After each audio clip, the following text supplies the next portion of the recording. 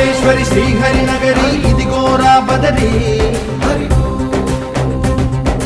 వైకుంఠేశ్వరి సిరికి నగరి అదిగో మహిమగిరి